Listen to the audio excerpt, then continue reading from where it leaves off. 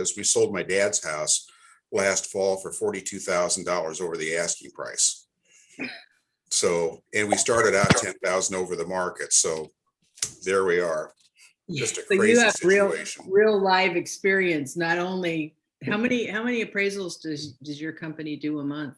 We're involved in about 4,000 a year. Wow. So that's both commercial and residential. So, and last year, obviously, with everything, was an exceptional year. And I don't know the numbers because I'm not a partner in the firm anymore. I'm just You're not? No, because I sold to my partners 2 years ago. Okay. And so I'm an employee. I have an employment contract, which means I need to show up every once in a while. So 3 times a year is so far so good is good. Well, no, it's 3 times this week, or actually 3 last week, and what's today, Thursday? 2 this week. But I'm also working out of the house. But no, when I'm in Omaha, I'm working, and at least not as much as I used to. But and then when I'm not in Omaha, then I'm not working. So I'm 6 months there now and 6 months here. It's a good life, isn't it? I'm not complaining. I really, this is a good deal. Yeah. And we're getting to see my grandson's baseball games and going to try to fit some time in for golf before it's all said and done. But anyway, good. So, but fun market. And you and I talked, I really had decided that I wasn't going to do any presentations on the market because I need another month to figure out what's really going on. So before I start to pontificate any overviews on that whole deal, but it's interesting. The market here and the market in Phoenix are very similar. Right. Well, let's get going. I want to make sure to respect your time and everybody else's time. We've got 21 people that have jumped on now. If their cameras aren't on, you're not gonna see them or their names, but the people are just popping on. So let's get going.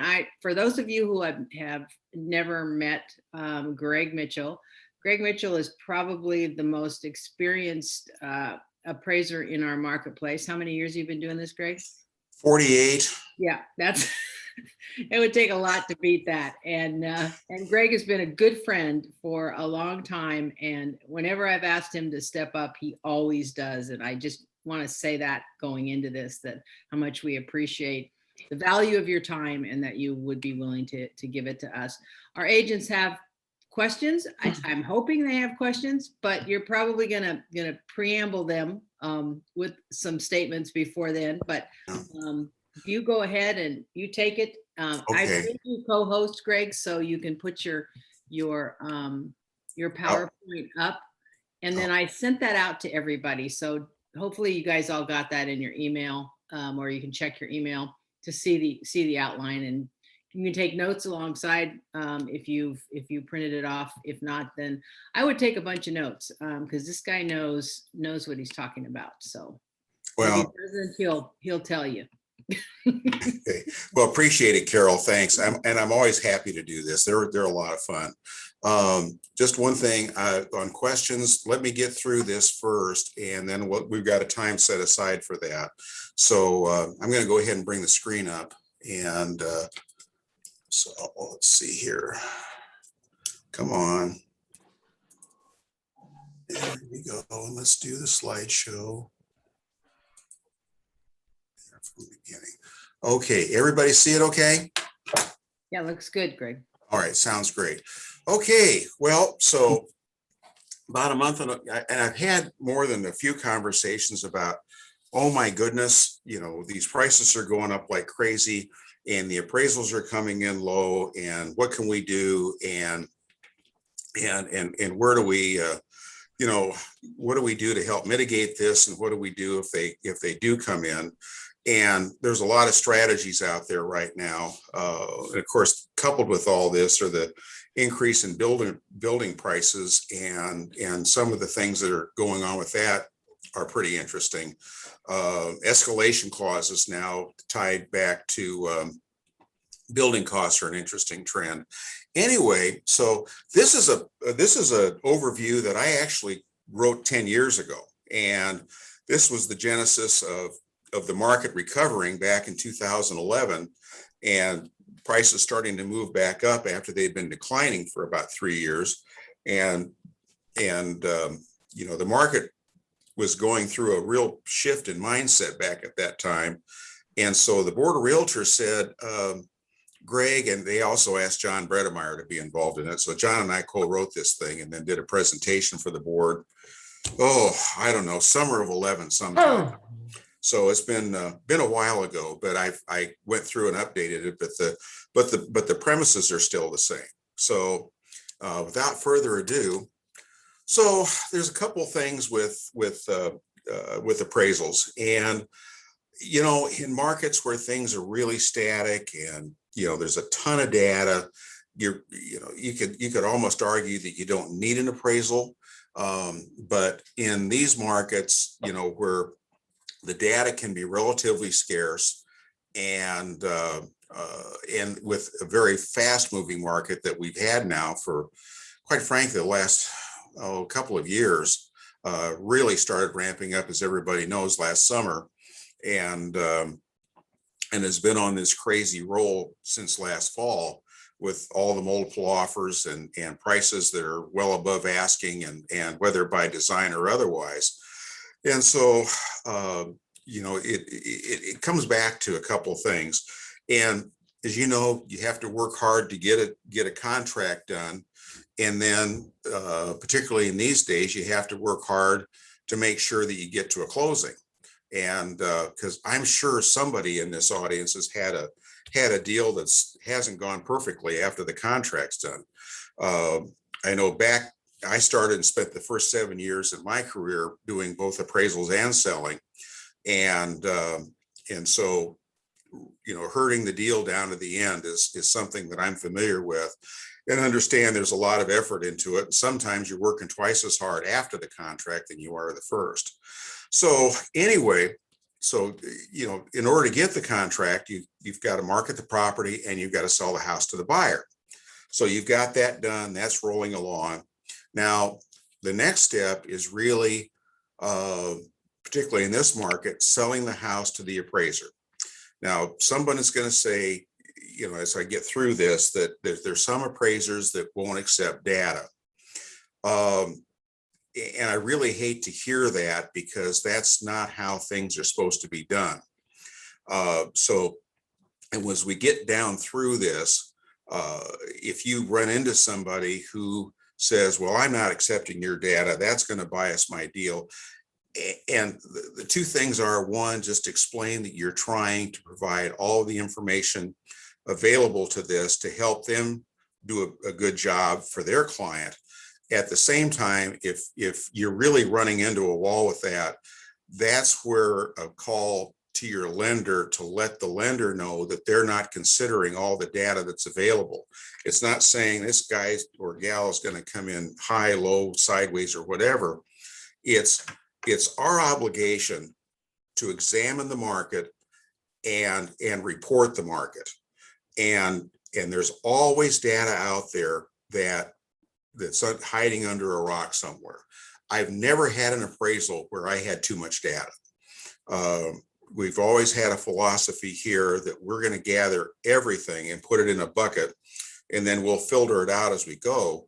But I absolutely want to know everything that's going on with that particular neighborhood, that particular house, and what's going on with the transactions that have gone on around the neighborhood. And because the thing I've learned over the years is, as soon as I absolutely understand perfectly how a market works, market's creating a new path. It's already going a different direction than what I feel I know. So they're dynamic, and having fresh information is really critical. So, with that's something that as an agent, that you've done the sale to the one, understanding that you're going to sell now to the other by providing the information relative to the transaction. And we'll kind of go through that. So what are we doing? Well, first of all, we're going to look at sales and listings, and I've got this backwards a little bit. I'm sorry. Anyway, I would, get all the sales that are relevant, that are absolutely comparable to your property. If you've got a 1,600 square foot ranch and there's a 3,200 square foot two-story across the street, I leave the two-story out. But you want to look at the other houses, pull in the data, and it's not, particularly in this market, it's not necessarily tied to that specific neighborhood. With everything that's happened, that I know in our firm, we're looking at much broader sales criteria than we were looking at, say, 6 months or a year ago. And the reason being is that there are there's as many homes going to the market today, but there's far fewer of them that are spending any time on the market, which is why we have just, was it 450, 500 houses that are currently available as of this moment. And compared to, I know one time, I think the peak in Omaha was 7,000. But anyway, to that end, that you've shown this house to those buyers, and look at the neighborhoods you looked at that were comparable. So if, so you've got the neighborhood where they bought the house. What other neighborhoods did they look at that they thought were comparable? And in addition to that, what neighborhoods do you think are comparable? If you were showing a house, oh my goodness, I got to pick a development. I'm going to pick on Harvey Oaks. I'm an old guy. And so you're looking at a house in Harvey Oaks. What other neighborhoods would you look at? Probably look at Trentwood, Montclair, Parkside, might look at Piedmont, and a real stretch might be Leawood West, but that'd be a stretch. But anyway, you're looking at those in addition to Harvey Oaks. And why? Because that's where your buyers went. Now, there's some nuances within those neighborhoods you've got to be cognizant of. But the point is that start with a broad-based search that would cover what your buyers are looking at. There are no rules regarding that the house, things have to be within 1 mile or 6 blocks of the same subdivision and all the rest of that. There are appraisers, I understand that cite that. There's nothing in the secondary market guidelines that say that. Now, there are some underwriters that will say, well, gee, it's more than 1 mile away. Is this really comparable?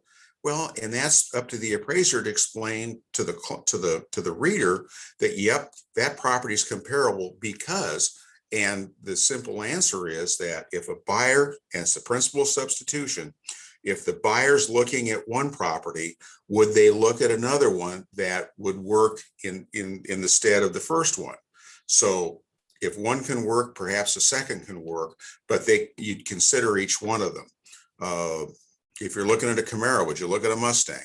And from a car standpoint. So with that, be very careful to make sure that the data, the comparability of the properties are really, really good. And the second is, make sure they're arm's length transactions. This wasn't some deal between two family members or the house came with a Ferrari or whatever the case may be. And for those of you that are relatively new to that, back in the 80s, General Motors was putting cars in garages to entice people to buy their houses that their relocation arm went. So you might, depending on the house, you either got a new Chevy or a new Cadillac. So those things can happen. Obviously, that's not happening in this market, but you never know. But you want to make sure any undue influences, are there locational factors that went into it? Was the circumstances for the seller such that they could sell at arm's length, or did they have a bad situation, death in the family, divorce? There's 1,000 reasons why people buy. There's 1,000 reasons why people sell. So just kind of be aware of those things. And then, there's lots of market trending reports out there. The MLS has some decent stuff. I know a lot of companies have used trend graphics over the years. we used to use broker metrics until they raised their prices, and we decided that we could get done what we need to do through MLS.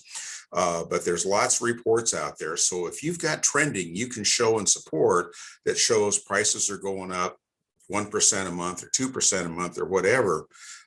That's good information to have. The appraiser should have it. And I know as part of our work on a day-to-day basis that's information we source all times.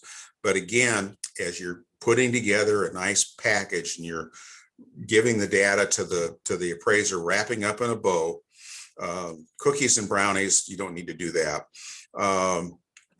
But if it's brownies and it's me, I like walnuts. Anyway, but with that, again, with a market trending report, be specific in your market. If use the same criteria for your search that you would for a sales search. And that will help you, work through that particular situation and providing data. Again, on data and information, this is the one that should have come first, and I apologize. This is what happens when you get old and crotchety. Anyway, data and information. It's the list of things on the house. What are the features of the house? What are the things that make it special? Now, a lot of those are obvious. You see in Zillow that little brag sheet the seller does that says, what made the home special to you? Why do you like the house? And as I've seen over the years, that it's when someone's buying a house, that they're usually buying one or two features and the rest of the house will come with it. So maybe it has a terrific backyard. Maybe there's a huge oak tree that provides shade that's really terrific. Maybe there's a brand new kitchen. Perhaps the floor plan is just exactly what they're looking for.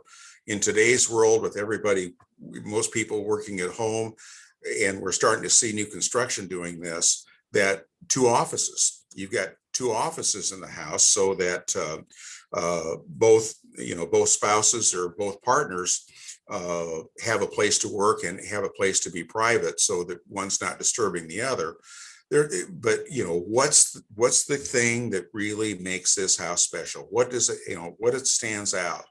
The other is what improvements are made. Did the roof new in the last 5 years? Furnace, air conditioner, those are kind of the big elements. If the baths and kitchen were replaced or modernized, when did those happen? Just good information to know. It's obvious they're newer when you look at them. I understand. But sometimes knowing that, the bath went in 2 years ago. Oh, okay. But it looks really new. It's just good information to pass on. And from an appraiser standpoint, that information helps me rate what's called the effective age of the house, which is appraiser terminology for rating the overall condition of the property. Case in point, you got a 20-year-old house and nothing's been done in 20 years. It's really in bad shape. You've got a roof that's half worn out, paint's completely worn, interior finishes are worn, carpets, if there's any carpeting in the house, it's gone. It's kind of a house that's the same effective age as its actual age, is really kind of a beat up piece of property. But one that has been modernized, with each improvement you do, you've lowered the age of the house. You've replaced a component or updated a component that contributes to the whole house. I could talk about that for an hour. I won't do that to you guys. So anyway, make the list of improvements, and it doesn't matter how little or big they are. I've seen them where, we put the roof on, we replaced appliances and then forgot the rest of it. I've seen others where, we planted that shrub in the corner last week and we did this and we did that. I would give more versus less. And God bless those sellers that keep this stuff on an Excel spreadsheet, so that when they had the driveway caulked 1.5 years ago, they've got it down there, who did it and all the rest of that. That's really good information to have. And even though it's obvious to the eye, it's readily observable that those improvements were there and have been made, having a list of it is really, really helpful. And part of that has to do with the fact that the appraiser may be looking at 2 or 3 or 4 houses that day. And if they're like we are, we take really good notes and we really pay attention to detail. And I'm sure a lot of people do. I can't speak for people outside of our firm, but I do know that we have very good appraisers in this town. So, but with that, having something else in the hand that has given me the information on the quality of care is really, really helpful. It also may be the difference between, most buyers want to buy, house ready to move in as is, not as is, what I'm saying? It's ready to move in. All they have to do is move in and start living in it. And those that need work, they tend to discount. So again, it makes a difference when that information is conveyed. Pending sales, here's the one that's because of all the confidentiality things. In terms of price trending, as appraisers are looking at things, we're looking at the trend, the price trending, the statistical data that we were talking about earlier. In addition to that, there's techniques that we can use where as we're listing the sales from to establish price trending, that you might go from oldest to newest or newest to oldest sales. In other words, the ones that occurred in January might be first, the ones that closed today are maybe the last. And because the idea is you're trying to estimate a value as of the date of the appraisal. So if it was done today, if I have 3 transactions that went to contract 2 weeks ago and closed yesterday, life is perfect. I'm doing this for 48 years. It's never happened, but I don't lose hope. But the more current the data, the better job I can do. So we use price trending. We list sales from oldest to newest or vice versa to support whatever price trending adjustments we might be making. And then using the statistical information to support that. In addition to that, if I've got a couple of sales that are under contract that occurred, went to contract last 2 or 3 weeks, and you can confirm them one way or the other. And I understand as a seller's agent, you have a real responsibility not to disclose unless you have permission from the seller to do it on that particular transaction that's under contract.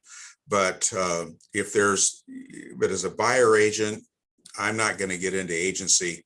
But if there's a way you can do it as a buyer agent, my goodness, that's helpful information to have, because it allows us to tell the reader, well, prices have been going up, say at a 2% per month. And so we run all this through. Then the reader says, well, that's great, but you don't have a sale to support that. Well, we've got a pending contract that is at that absolutely dead level supports all that other trending analysis, and which just validates any market change adjustments, either upward or downward. In today's world, they're all upward. And so it just helps solidify the case so that appraiser doesn't have an issue back with the lender, where the lender might question the adjustments. And because you've got the statistical data, the sales data trending, and then that is the piece that just kind of solidifies the whole thing. It's the cherry on the sundae, so to speak. So, but what that does is it gets us to current price levels, and that's what we want to get to. The sale that occurred, and I've got one now I'm looking at tomorrow. I'm just doing a sales research. All my best sales occurred last July. Well, gee whiz, how's this going to be comparable to what the market's doing today? I've got my work cut out for me on that particular one. But anyway, regardless, that what the whole goal is to estimate the value as of today. What's going on today? Because we don't care what happened in January or February when those other sales went to contract. We need to know what's occurred since then so that we can tell the reader what's occurred during that time. And if the markets have changed since then, which certainly in most markets they have, we've got the ability to make the adjustments to show that. So again, if there's a way to do it, and that's a conversation outside of my realm today, but it's really helpful. And I can tell you that we're getting a lot of information on that from many of our real estate brethren on that particular piece of data, which is, as I said, been helped us immensely. Sale conditions. And with everything going on, and I just had a conversation with one of the folks in the office today where somebody had a transaction with a contract where there were 21 offers, and the agent did a fabulous job of summarizing those offers on an Excel spreadsheet, and that helped the seller make their decision. And we got a copy of that, which told us, what happened with this particular deal. Because while you're not putting sole reliance on that particular transaction, you are looking at it. That's one other piece of the puzzle. That contract and that sale price is considered along with the sale prices of your comparables. So knowing all the facts and knowing information is really helpful. Case in point with my dad's house. 31 showings in a day and a half, 7 offers, and the lowest one was at asking price, and then the other ones were way over, and then we wound up taking the one that was cash that closed in a week. I couldn't imagine why we'd want to wait 30 days for another deal to go through, but I mean that was the driver of that decision. But knowing those things and knowing what drove the decision to go with one particular deal is very, very helpful. So again, summarize the showing history. Don't need to write War and Peace, and you don't include all the contracts. But if you can summarize it, that shows, okay, here's what happened, here's the offers that were made, and here are the offer prices, and this is how we got to this particular deal, is very, very helpful. Communication. Okay, we've talked about getting ready for an appraisal. Now, the appraisals come in low. Oh my goodness, okay. What do we do? Well, these are rules that were set in Dodd-Frank. God, how long has that been around now? 10 years. And so the communication for an appeal is not supposed to go to the appraiser. It's supposed to go directly to the lender. It's supposed to go to their valuation department. And probably in your case that you're going to go back to the loan officer to start with, or perhaps the person managing that particular lending area, and you put together your appeal based upon, again, just like we talked about before at the very beginning of this, that you're using very, very good comparable data that, sales of houses that your buyer would consider or a buyer would consider as a substitute to the home that you've sold. So, again, relevant, know what they are, and then discuss them. Say, okay, here's what this is. This house was either better, worse, or equal to our particular property. And given the circumstances that we think this is comparable and ought to receive consideration if it hasn't. In their case, when you submit this, that it's usually has an internal review by their valuation department or perhaps by their underwriter. Sometimes they send it out for a third-party review, and probably very rarely does it go back to the appraiser, but sometimes it can. With VA, which that's most of my work today, that I will get those usually after this sequence has happened. And again, my ego is not tied to that number. I want to make sure I have a conclusion that reflects the marketplace, and whether that number reflects the sale price or not. If it does, great. If it doesn't, then I want to be sure that I've read the market and I've reported it correctly. And if the numbers match up, perfect. If it doesn't, then it isn't something where I'm going to stand on a rock and go, as God is my witness, I'm right. Because if someone comes along with another piece of data, and there's always another piece of data out there that could change things, I'm going to look at it. And if it's warranted, then we'll make the change. So again, home and neighborhood features with one, the specific features of those comparables, and again, the improvements or modernization of that particular comparable. is really important, so that you've told the story to the appraiser, and that failing that you're telling the story to the lender, and then you let the chips fall where they may and see where it goes. And if you've done a good job, and if everyone else has done a good job, then you're going to have an answer that's reflective of the marketplace. Hopefully that matches up with the sale price, but if it doesn't, then at least everyone knows where the data is all heading. So again, relevant and comparable data. It needs to be comparable by location. And again, they don't have to be in the same development. It's, again, substitution. If I'm looking at Harvey Oaks, is there one in Trentwood I ought to be looking at, or Georgetown, Montclair, whatever. Physical characteristics, are they similar? I got a ranch, is your comparable a ranch? I'm 1,600 square feet. Does this fall within 100 or 200 square feet either side of that 1,600? If I've got a 2-car garage that using a comparable with a 5-car garage, is that appropriate? Is that one that maybe sits as an outlier? And then timeliness, 6-month-old sales or 6-month-old sales, 3 months or better, tells us what happened back in in January. And clearly markets behave differently in April than they do in January. But again, that the more recent, the better. And then back to the pending sale thing again. What's under contract? What's going on? Because it's that meeting of the minds at that particular time that really tells us where the market is.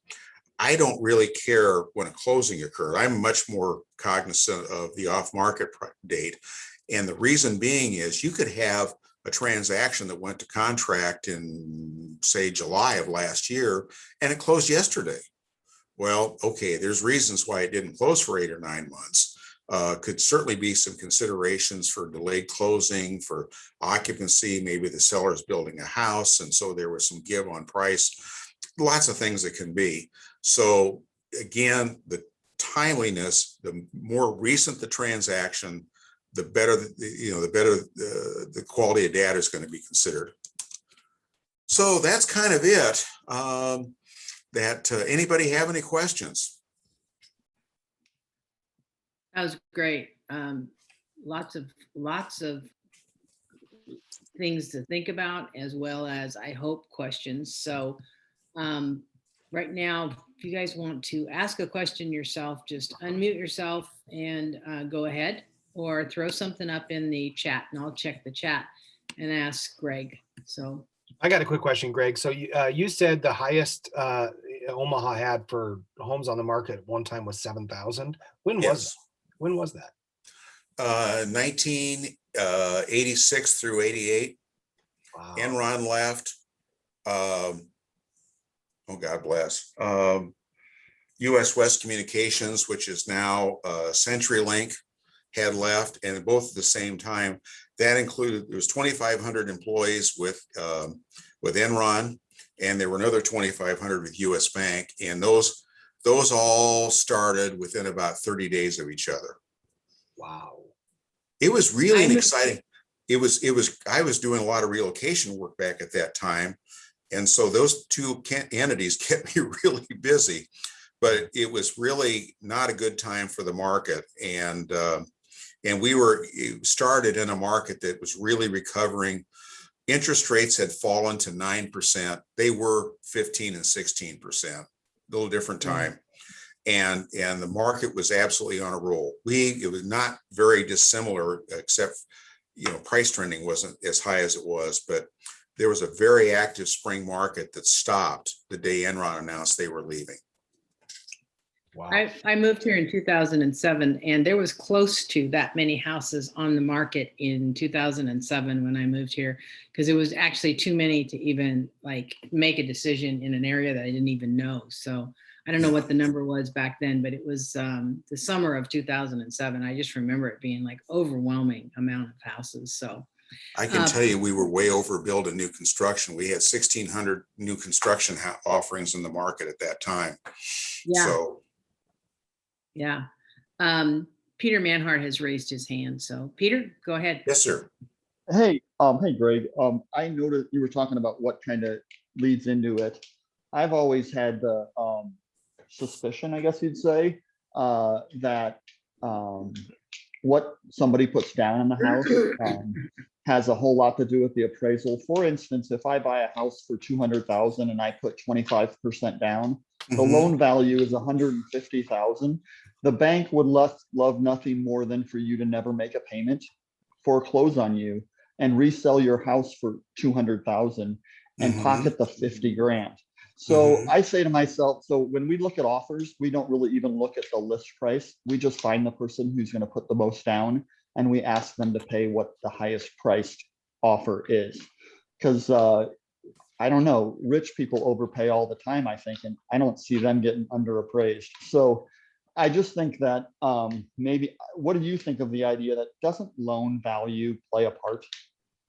Well, I guess two things. One is I've never had a conversation like that with a lender in all the time I've been doing this. And that's really honestly never entered my mind when I've done an appraisal. Now, I can tell you I've been through 1, 2, 3 market downturns, and I have yet to see a lender make money on a foreclosure.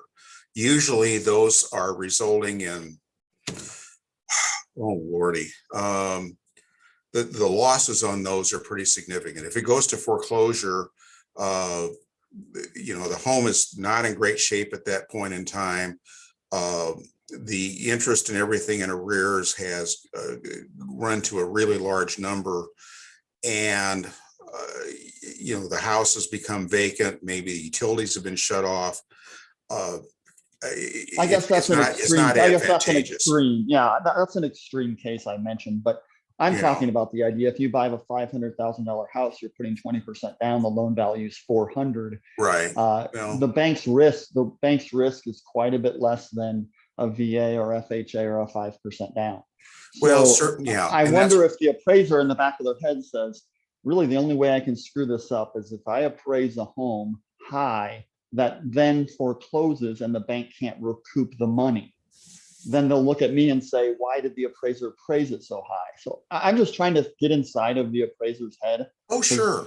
As agents, that's all we try to do, because we're in a market right now that everybody knows that the only thing that will stop this market is most likely, low appraisals. So, and well, it should. You know what I mean? Well, it should. I mean, we can't go bananas with these prices all the time. But I'm just wondering, that's all we look at is how much you're putting down, because that's risk. You know what I mean? So yeah, I just wonder if that's in the back of an appraiser, because like last week, the seller called me and said, I have a Nest camera. They were there 6 minutes. You know what I mean? Like, and I was like, well, they're putting 40% down. So I don't know that it was a long appointment. You know what I mean? That should happen. But that's how but that it wasn't your firm, of course, but you know what I mean? It's always like Joe Johnson or Sally Mae appraisal, you know what I mean? But anyway, I just thought I'd mention that about the loan value. Oh, no, I appreciate that. I can tell you, at least in my experience, that has never been a consideration. It just, that's a loan underwriting thing. That's not a value issue. That's a loan underwriting issue. And certainly, the value for the loan, if the price is 500,000, still 500, the loan to value ratio may be 80%. And underwriting is looking at that on their side of it. But we're one piece of the puzzle that's submitted to underwriting, such as, you've got credit, income, job security, and all the rest of the things. And so with that our assignment is that, and the information we receive is, the assignment, do this, here's the contact information, here's the contract, and here's any addenda to the contract, and here's the circumstances. If there's any questions we have, then we're going to reach out to the parties involved. But Peter, I can tell you with great assurance that I've never had a conversation with a lender that says, it's only 75 or 60% loan to value. We don't really need a number. We'll be fine with whatever you come up with. Well, first of all, then I haven't done my job. My job is to tell the lender, interpret the market on behalf of that lender. And what they do on the lending side is their business. I'm not there to underwrite the loan. I'm there just to provide the value. Thanks, Greg. You bet. Lisa Zimmerman has a question. A couple of years ago, I heard a presentation you did, and at that time, Mini Lusa had seen 30% appreciation over a year. What neighborhoods are you seeing currently trending up higher than our overall average? Great question, Lisa. Lisa, you've asked a great question to which I can't answer. I haven't been in Omaha long enough. I've been back for 2 weeks, so I haven't done any research on that yet. From what I've seen from the 3 appraisals I've done so far, is that we seem to be somewhere closer to 10%. Now I know what you're saying. There were some markets that had huge appreciation. I know I had talked about Metalusa a couple of years ago because they went through, this huge metamorphosis over a very short period of time. It was, in 2009 and 10, there were a lot of foreclosures. You were at a point where you could buy a 2-story for about $45,000. And today in that market, if the 2-story's been renovated, you're talking 200,000. So, but there were real changes in that. And some of that was driven by foreclosures previously, but there's also other circumstances that is specific to some neighborhoods. I'm at a loss to give you a specific right now. But I think overall, if you're looking at the whole market, I don't want to venture a guess at this point. I haven't done the research to support anything. So hopefully that answers your question, but, and probably 6 weeks down the road after I've had a real chance to examine more information and start to kind of dig through, then I'll have better answers. Kelly McAlunas has a question for you. Hey, hi. Hey, first, I want to thank you for what you do. I was talking with another appraiser and he said he's been doing this for 24 years. He comes in Monday through Friday and gets yelled at by realtors and lenders all day long. Oh, no. It's hard. But I'm curious, does landscaping have anything to do with the appraisal? Yes, but it's not Kelly, it's not a specific number. Landscaping is part of the front door, not only of the house, but it's also the front door of the neighborhood. People I'll pick on Dundee for a minute. People really, really take pride in their homes in Dundee. They're very passionate about taking care of their homes. And so you'll drive down many streets where the landscaping is up to date. It's, what's a good word? It's perfect. It just looks great. It's storybook. It's like going down the street where the Cleaver House from Believe It to Beaver, for those that are old enough to remember that. But it's it's the rising tides raises all ships. That landscape and quality of care on the exterior has so much to do with building the value, not only of the house, but of the neighborhood. And so if you're taking care of your landscape, then your chances are your neighbor's probably going to raise their level. But clearly that's, we've always talked about the front door. This is the preview to the front door. And the more attractive that house is from the street, the better price you're going to get. Now, is there an extraction that we're able to pull out of the market for that? Never found one, but I have found that those houses that have good landscape and are well cared for always tend to sell towards the top end of the market, where things are a little scruffy, or if you're on a street where things are a little scruffy, then you wind up with buyers that maybe aren't as excited to be in that particular neighborhood and are probably less excited to look at the house or buy it. So those things are important, but it's not only important for an individual owner, it's important for that particular neighborhood. Perfect. Thank you, Craig. Okay. Any other questions, you guys? ask him while we've got him here. I have a question, Greg. Tim Reeder again. So earlier in this conversation, at the very beginning, you said that sometimes appraisers will say that they don't want your information, they don't want to be biased, they want to do their own homework. What would you, because I do prepare all the time. I'm always getting my comps ready, the list of updates from the seller. Right. And I've actually never really had pushback that I know of. At least they never told me. But if somebody does get pushback from an appraiser, what, from your perspective, what should we say? Well, I think, in a very wonderful, cordial way, buttercups and roses, that I'm just simply trying to help you do your job. I'm not trying to tell you to come in with one number one way or the other, but there's information here that I think might help. And certainly you can use it or not use it, but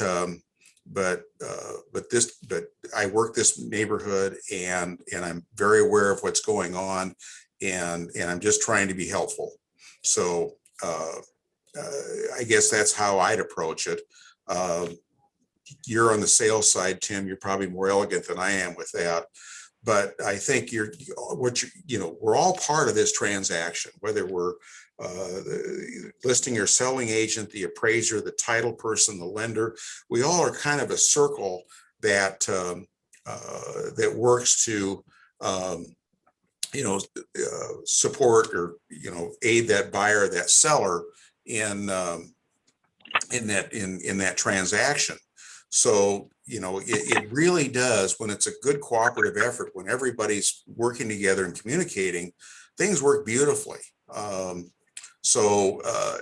think it's in that spirit that you're not trying to tell the appraiser how to do things. You're trying to be helpful so that you've made their job easier, and that you're doing your job by aiding the seller in providing that information. That sounds great. And now I have another question, if you don't mind. You bet. Let's just say you appraised one of my listings and the appraisal came in $30,000 low. Ooh, And okay. I believe that I have information that should bring it up to the price. What is the best way for me to approach you? Well, not directly, of course, because we're going to go to the lender. But what's the best way to not offend an appraiser? And we're saying, dude, you didn't see this. You didn't see this. I mean, how do we do that? We don't want to upset you. We want you to be on our side. Yeah, there's a couple of ways at this. One is, and the ones that are probably the least effective, and I've seen these where it says, well, the appraiser spent 2 minutes in that room and we spent 6 months renovating that room or something like that. I wouldn't pick the report apart, but I might. What I'd be inclined to do is restate the improvements there. I wouldn't be critical, but I would be helpful. In other words, instead of saying, well, you missed the wood floor in the dining room, and maybe they just didn't note it in the report and were aware of it, but just to restate, here are the features in this home that make this special and makes it really comparable to the 3 sales that I'm giving you. And really appreciate maybe taking a second look at this, and so reconsideration would be really helpful. If the lender does their job, then and the data and the appeal you've done is well supported, that change may occur, and the appraiser may never know that there was even an appeal made. But there are lenders that look at this and go through their process that's set up, and may pass that on to the appraiser for reconsideration anyway. I've seen them go both ways, and I've certainly had my fair share of those. And the ones that are probably the most effective, cite restating improvements like I mentioned, and maybe they've got a couple of sales that for one reason or another, no one knew about. And for those, and I know, Tim, you specialize in central Omaha and downtown and do a great job. And there's information you're going to have that even a really experienced appraiser practitioner probably won't have. So sharing that in a positive light. By the way, Mr. Appraiser, just want to restate, here are the features of this house, and here's what makes it comparable to whatever data you're listing. And the ones that are least effective, well, you missed the patio, and by God, that house across the street isn't even comparable to my house, and da da da da da da. But you know, it's always better to have a constructive conversation than a critical one, I guess. I do have a question for you, Tim. Is that 52nd and Dodge where that tunnel's at? 51st, yes. 54. Okay, thank you. That's what I thought.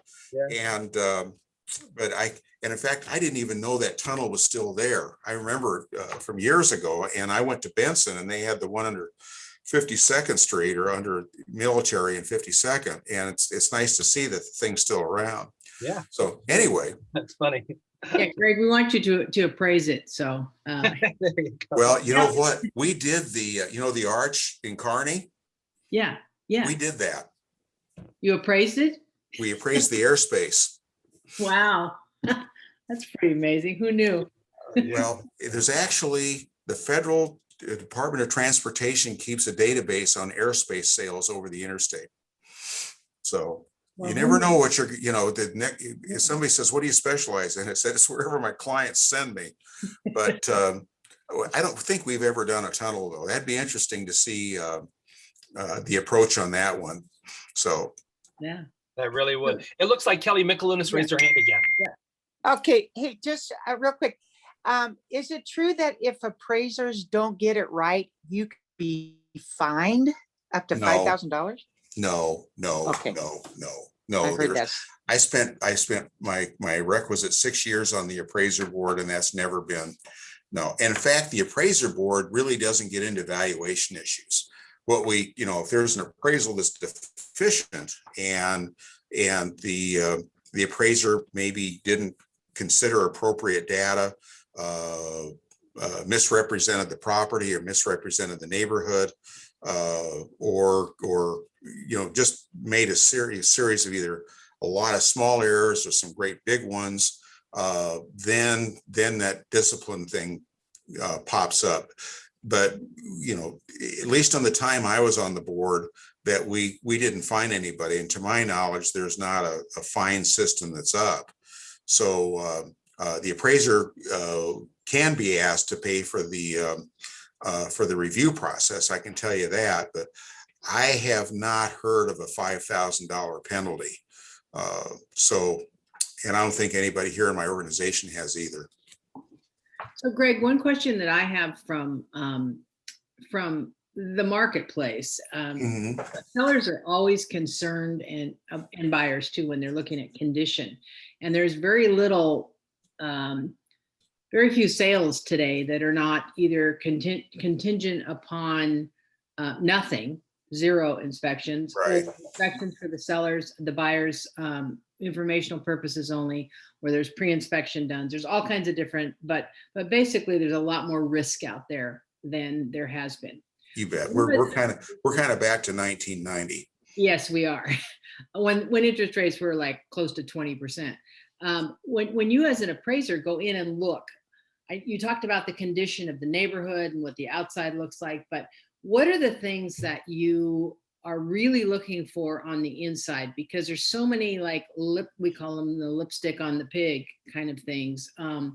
What are you looking for? Do you look at the HVAC? Do you look at, this is a question for just in general, like what things do you see? Yeah, Carol, I'm really looking at everything. You know, my walk around outside, I'm looking at the roof, I'm looking at gutters, downspouts, I'm looking at the cornices, I'm looking at the siding, window trim, windows, storms or screens if they exist, the condition of those items, condition, you know, if you got porches, patios, decks, whatever. I'm looking at all of that. My job is to put myself in the shoes of the buyer.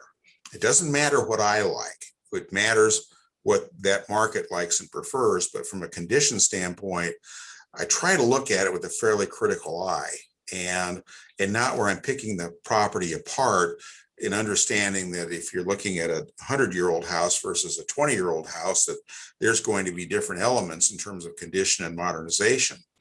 And from the interior, certainly as you're walking through, I'm looking for any cracks or anything that might indicate we've got some settlement going on? Are you walking uphill or downhill when you're going through a room? And sometimes you can do both. Are the trim, doors, hardware, cabinetry, what kind of shape are they in? Do they receive pretty good care? Those things are kind of the tip off that you either got something that's might be a pretty good property, or one that maybe has been, hasn't received great care. And then, what's the condition of the rest of it? Plumbing, has the plumbing been updated, or is it in good shape? You go downstairs and see a rag wrapped around a pipe or a drain line. How old is the furnace? How old is the air conditioner? The electrical panel, is this an up-to-date electrical panel, or do I have 5 or 6 fuse boxes all tied together and with spaghetti coming out of it? Foundation, is the foundation solid, or do we have some settlement down below? Do we have some cracks? And what kind of cracks are they? I'm really running through all those things that while I'm not doing the job of a home inspector, and I am trying to look at it with a critical eye, in the same eyes that in my mind a buyer should be looking at it or would look at it. And I think you made a great point about lipstick on a pig. There have been flips that are phenomenally done, and I mean really, really good. And then you get the ones where, oh my goodness, we just painted everything. Everything. And I mean, there was a little dog in the corner, he got painted. But if it wasn't moving, it was getting painted. And those are real easy to tell right off the bat. You walk in and look and go. And I had one, what was it? 49th. It was last fall in Dundee someplace. And you walked in and you just looked at it and you realized this was a tenant occupied house for probably the last 50 years. And somebody came in and probably spent a week or 10 days painting everything. And that one might've had the countertops painted too. But there wasn't anything fresh in the house. And they pulled up, the carpeting was there, and didn't refinish the floors, or whatever they did was really not up to snuff. Those are easy to see. You walk in and go, oh, okay, fine. Well, we have something that someone's saying this has been all updated. Well, okay, they got a coat of paint, but that's it. And it's not in the same category as one where you see that the ones that I really like are those where we've got new insulation, new mechanicals, new kitchens, new baths, everything, virtually functions in many, many ways as a new home. Yeah. Those are great flips. And I've been fortunate enough to see more than my share of them.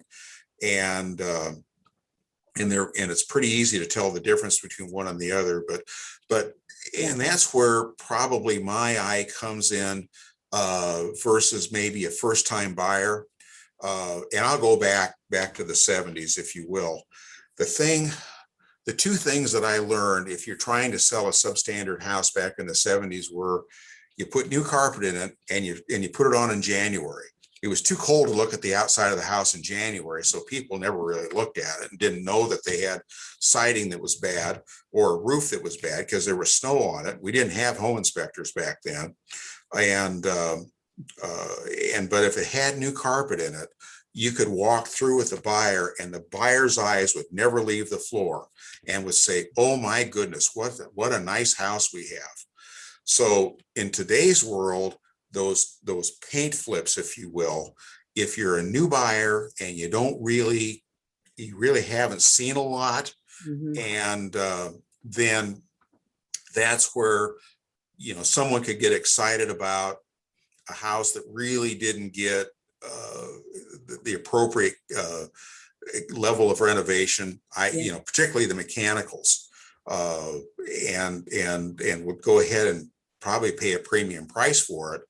And then that evil appraiser comes back and says, yeah, that house isn't what that buyer thinks it is. And Yeah, So, good. That's a great, that great cover. I have one last question for you. We're pretty much out of time, but okay, this is an important question. And I know you're a linear, logical numbers data guy, but I've been listening. I listen to a lot of different people, and I've been listening to people on all ends of the spectrum as far as the market, where it is, where it's going, and the big question of, is there a bubble? Is this a bubble? And all, and you can take your appraiser hat off. You could just be, okay. No, Greg Mitchell, the property guy. okay. Well, So first of all, what we've got running on isn't a result of fraudulent lending. It's not a result of speculation. The things that drove our, let me back up. The things that drove our market and drove the downturn in the Omaha market 14, 15 years ago it started with the Union Pacific move in 2004. And we didn't have enough specs on the market then. And so there were builders that missed out on it. So after that, every builder in the planet decided that they were, or people that weren't builders, were going to have new houses up for the next big inbound corporate move. So we went from about 300 houses on the market to 1,600. And so that started it. And, and then Benchmark Homes went out of business, and we lost some other builders as a result of that deal. So, and then we had a number of other people that were moving for one reason or another. The market was soft for a number of reasons. And so in the Omaha market, it was a culmination of being overbuilt and oversupplied, and then couple that with the 2008 events that occurred, and we had the perfect storm. So, we didn't have a bubble that burst here in Omaha, but if you look at Arizona, you look at Las Vegas, you look at Florida, where you had speculators coming from all parts of the country that were coming in and running prices up like nobody's business. I was in and I'm sorry, this is a long answer to a short question, but in Phoenix in 04 and 05, and I think those are the 2 years, prices went up 24% in 04. They went up 46% in 05. And I was in an office of a friend of mine who is really, really a good appraiser down there, and was showing me this information. And it became really evident that the market was rising to levels that were unsustainable. And when prices raised to that level, and people in that community, or they can't afford to pay that price anymore, then they stop buying, then prices start to fall and go from there. Ours was exacerbated because you had all that goofy lending that was going on, or around the country, the goofy lending going on. And then you couple that with people that were maybe, I don't know, investors maybe from Denver that were buying in Phoenix, and with no intent to ever sell the house. They were buying it, we're going to hang on to it for 3 months and redo it again. And that was going on in California and Arizona. Salt Lake it had started, and it was like, it was an amazing time. Didn't happen all over the country, but in those markets, all of a sudden you had a house with a $500,000 mortgage that was worth $3 million. And at one time it was probably worth $5 million for maybe 6 months, but it's just because that market was so volatile. In today's world, we've got prices going up, but they're not being driven by speculators. They're driven by market demand. We have, and you tell me if I'm wrong, but most of the demand for housing today is coming from 30-year-olds, the millennials that have come into the market and waited to buy because it wasn't safe to buy 10 years ago. Now it's safe to buy. And it's also fashionable. So you're seeing a lot more of that purchasing going on.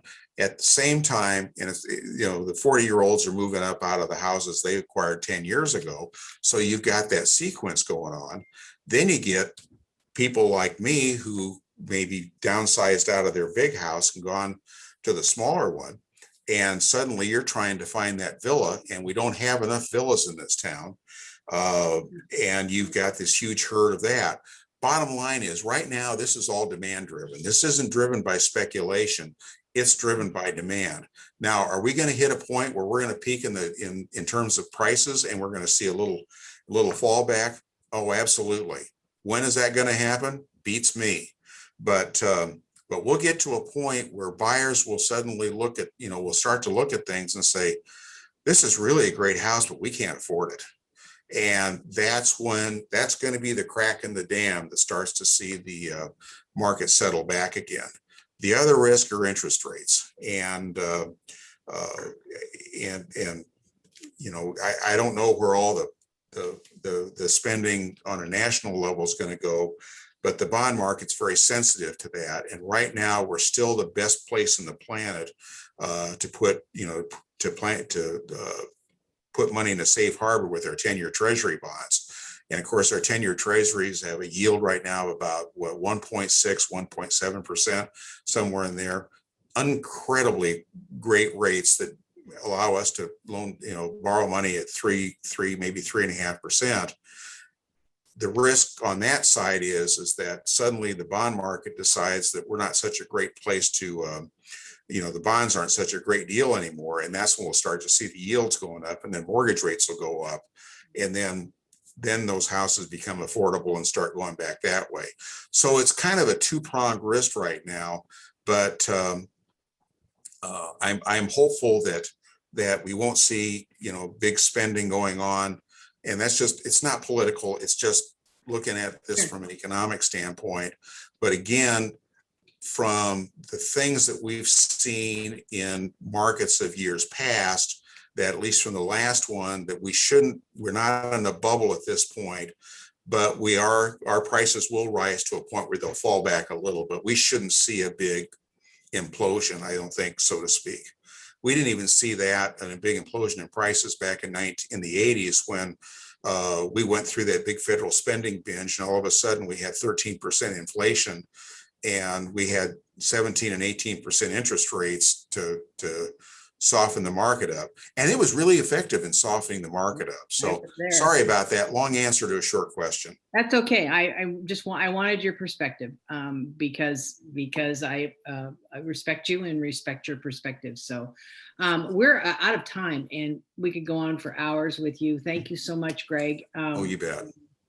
If there's anybody that has a last minute thing, go ahead and ask. Otherwise, we're going to let you go. And we recorded you, so you're now on record in our video library for anybody who wants to go and look at it. And wow. What you say has a timely sense to it. So really appreciate it, Greg. And okay, thanks so much, Carol. Thank you so much. Okay, bye-bye. Bye-bye.